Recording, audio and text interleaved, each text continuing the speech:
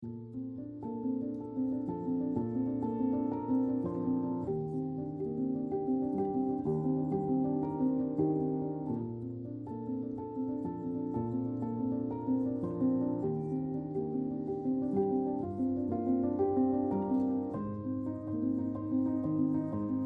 দিন বলেছিলাম না, দীপাবলির সন্ধ্যাবেলা কিছুটা হলেও আপনাদের সাথে শেয়ার করব।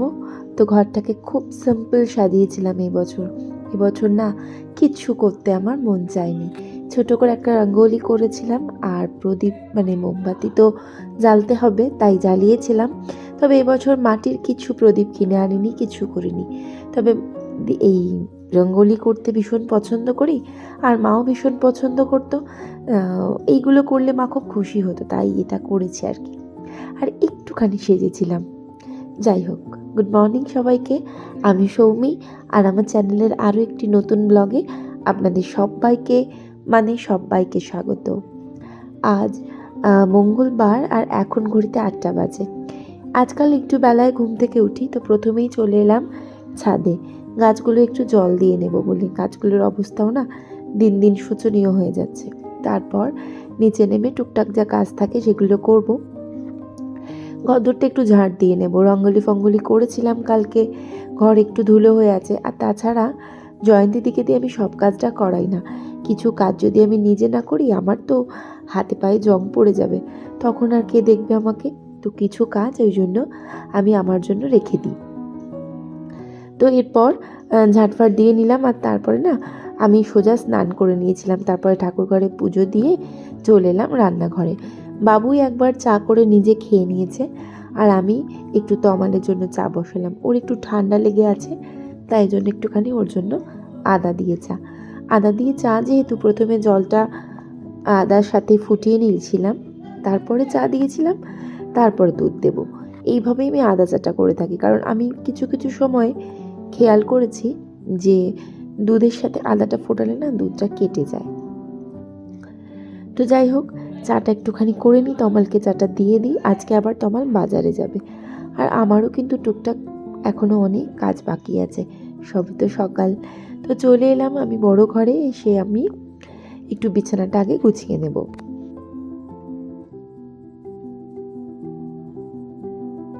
গতকাল একটুখানি সেজেছিলাম না, ওই শাড়িটা একটুখানি পরেছিলাম মিনিট 10-15-র জন্য। তো সেটাকে আবার পাট করে তুলতে হবে, তো সেই জন্য ওটা একটুখানি রেখেছিলাম, আবার পাট করে তুলে দেব। আর বিছানাটা একটুখানি গুছিয়ে নিয়ে বাবুয়ের ঘরের বিছানাটাও তুলতে হবে। আর ওই যে বললাম তমাল বাজারে যাবে, তো আপাতত চা ফা খেয়ে তারপরে যাবে।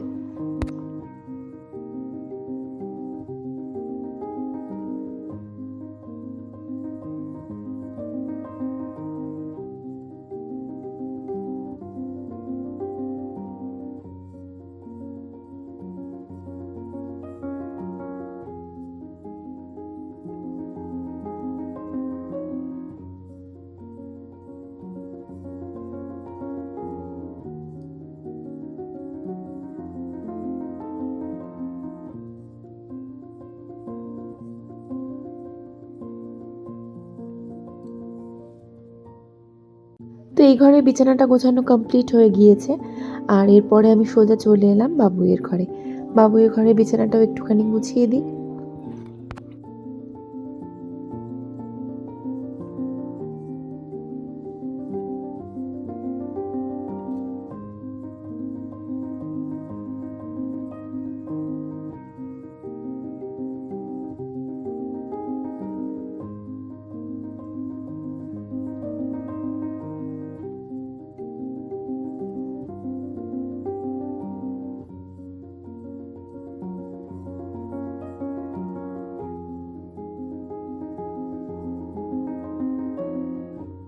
বাবুই টেবিলে বসে পড়ছিল, আর আমি কোনো রকমে পাশ কাটিয়ে কাজগুলো না করে দিচ্ছিলাম। এরপরে ওর খুব খিদে পেয়েছে, আসলে অনেকটা সকালে উঠেছে আজকে, তো ওই জন্য ভীষণ খিদে পেয়েছে, আর কন্টিনিউয়াসলি বলে যাচ্ছে মাম্মা আমার খুব খিদে পেয়েছে।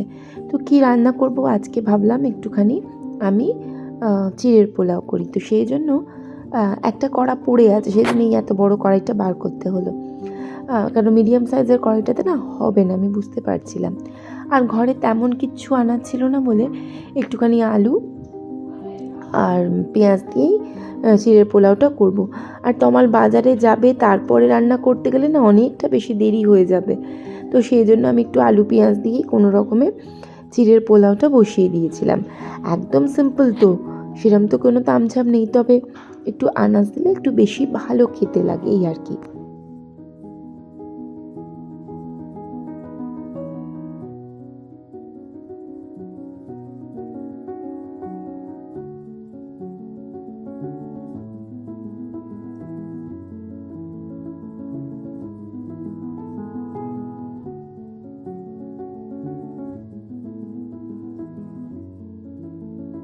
তো আলু, কাঁচা লঙ্কা, পেঁয়াজ এগুলো সব একটা একটা করে দিয়ে ভালো করে নাড়াচাড়া করবো যতক্ষণ না আলু পেঁয়াজটা সুন্দর করে ভাজা ভাজা হচ্ছে। তারপরে তো ওই চিড়েটা একটুখানি ভিজিয়ে দিয়ে দেবো। আর তারপরে সামান্য কিছু মশলা, একটু হলুদ, একটু লঙ্কার গুঁড়ো আমি দিই না, একটু হলুদ, একটু চিনি, লবণ, আর হচ্ছে একটুখানি গোলমরিচ গুঁড়ো, আর নামানোর সময় ঘি গরম মশলা, ব্যাস এইটুকু দিয়েই আমি চিড়ের পোলাও করে থাকি। তবে বাদাম, কাজু, কিশমিশ দিই, বাবুয়ের খুব একটা পছন্দ না, আর আজকে সেরকম কোনো আনাজপত্র নেই বলে অত নটাকি করলাম না। আমি একদম সিম্পল ওয়েতে করছিলাম। আমার বাবুই কি একটা বলছিল বলে ওর সাথে একটু কথা বললাম। আর এদিকে না আমি আর একটা জিনিস ভাবলাম, যে একদম সিম্পল হচ্ছে তো, একটুখানি যদি লেবুর রস দেওয়া যায়। টমেটোটা ছিল না, না হলে টমেটো দিতাম।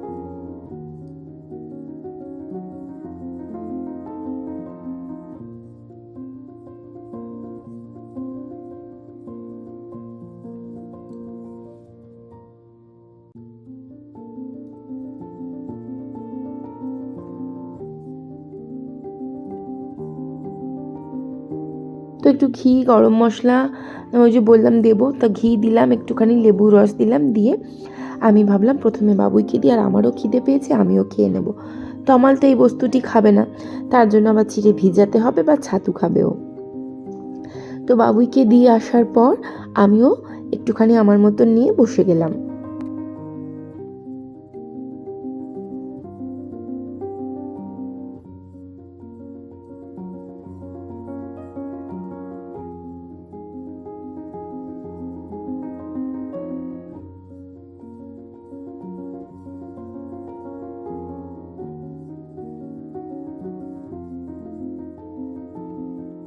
তমাল বাজারে গিয়েছিল এবং বাজার থেকে চলেও এসেছিল সময় মতন। আর দেখি কী কী আনাজ এনেছে। ও মা, আমি দেখতে পাচ্ছিলাম যে একটুখানি নিয়ে এসেছো পেঁয়াজকলি। পেঁয়াজকলি খেতে তো ভীষণই ভালো লাগে, খুশিই হলাম। আর জিজ্ঞাসা করলাম কী মাছ নিয়ে এসেছো, বললো তোমার প্রিয় প্রিয় মাছ নিয়ে এসেছি। আমি বললাম বেশ, খুব ভালো কথা, তুমি কি খাবে? ও বললো হ্যাঁ, একটুখানি চিড়ে বা ছাতু দাও। তো ওকে একটুখানি আজকে আমি ছাতু দিয়েছিলাম। তো তমালও বেরিয়ে গিয়েছিল, আর জয়ন্তীদি এসে কাজ করে চলে গিয়েছিল। আর সকালবেলা বললাম না, সব কাজ জয়ন্তীদিকে দিয়ে করালেও কিছু কাজ আমি আমার জন্য রেখে দিই। যেমন কিছু কাঁচের বাসন আমি চট করে ফেলি না, এগুলো আমি আমার নিজের হাতেই মেজে নিতে পছন্দ করি। তো কিছু বাসন পড়েছিল যেগুলো আমি নিজেই মেজে নেব। তো সেই জন্য চলে এলাম রান্নাঘরে, আর বাসনপত্রগুলো সব একটুখানি মেজে নিচ্ছিলাম।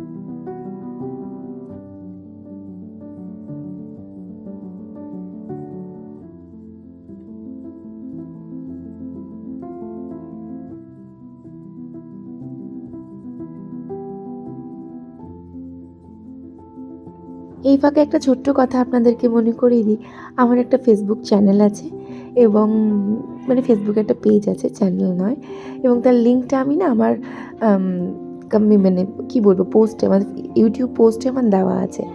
আপনারা চাইলে আমি আরেকবার না হয় দিয়ে দেবো। আপনারা পারলে যদি পছন্দ করেন আমার কাজ, তাহলে আমার ফেসবুক পেজটাকে একটুখানি প্লিজ ফলো করে দেবেন। আমি আমার ফেসবুক পেজের লিঙ্ক আর প্রোফাইল মানে পেজটার যে মানে ছবিটা সেটা আমি শেয়ার করে দেবো। তো এই যে বললাম না 2 রকম মাছ নিয়ে এসেছে, মানে আমার প্রিয় মাছ। তো একটু পমফ্রেট আর একটু চিংড়ি মাছ নিয়ে এসেছিলো। মাছগুলো আমি ধুয়ে লবণ হলুদ মাখিয়ে দিয়েছি। আর এই যে কন্টিনিউয়াসলি ও বদমাইশি করে, চালটা ভিজিয়ে রেখেছি, সেই চালের মধ্যে ওই ঢাকাটা ঢুকিয়ে দিয়েছে, ফলে চালগুলো তো ভেঙে যাবে, বলুন আপনারাই। তো এই যে ওর বদমাইশি চলছে, আর এদিকে আমার কাজ তো আমাকে চালাতেই হবে। আর আজকে আমি রান্না করব ভেবেছিলাম এই পেঁয়াজকলি ভাজা। তো পেঁয়াজকলিগুলোকে ধুয়ে নিই, সোজা চলে এলাম।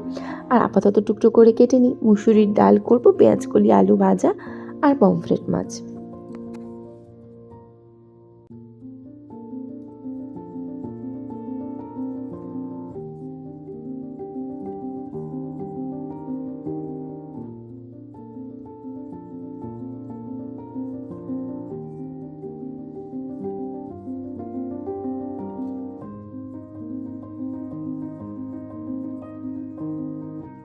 আর আমার বাবুই আমার কাজে সাহায্য করবে বলে উনি আমাকে একেবারে এগুলো কেটে কুটে রেডি করে দিচ্ছে। আসলে ওর ভরসাতেই আমি আছি, এই আর কি।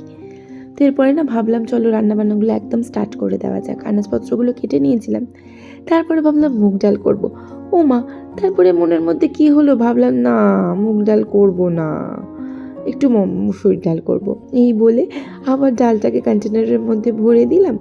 দিয়ে একটু মুসুরির ডাল করব বলে মুসুরির ডালটা আমি নিয়ে নিলাম। নিয়ে একটু ধুয়ে নিই, ধুয়ে আবার বসিয়ে দেব।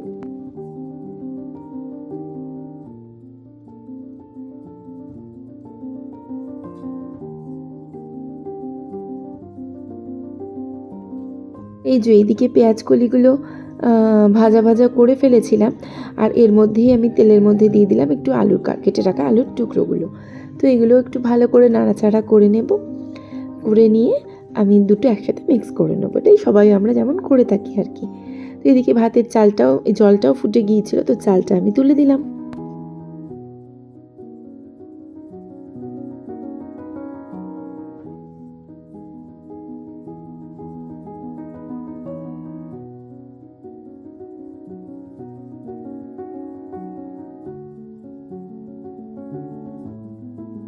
আর এই যে আলুগুলো কি সুন্দর ভাজা ভাজা হয়ে গেছে, এর মধ্যে আমি আরেকটু লবণ আর হলুদ দিয়ে নিয়েছিলাম। লবণটা না কেমন যেন কম কম লাগছিল। আর আলুটা প্রপারলি ভাজা না হলে তো পেঁয়াজকলিগুলো দেওয়া যায় না। তো ভালো করে আলুটা ভাজার পর আমি পেঁয়াজকলিগুলো দিয়ে নিলাম। দিয়ে খানিকক্ষণ নাড়াচাড়া করেই নামিয়ে নেব।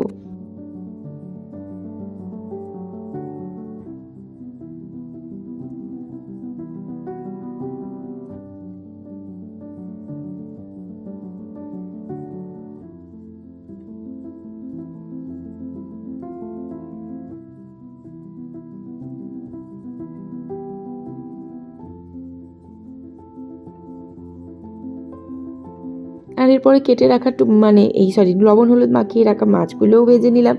তরকারিটাও ডান, কিন্তু তরকারিটা আজকে একটু তেতো হয়ে গেছে। আমি ওই সর্ষেটা বাটার সময় লবণ দিতে ভুলে গিয়েছিলাম। তো যাই হোক, রান্নাবান্না একদম কমপ্লিট। বাবুইরও একটু খিদে পেয়ে গিয়েছিল, তো ওকে খেতে দিয়ে দিলাম। আর চলে এলাম আমি রান্নাঘরটা একটু পরিষ্কার করে নেওয়ার জন্য।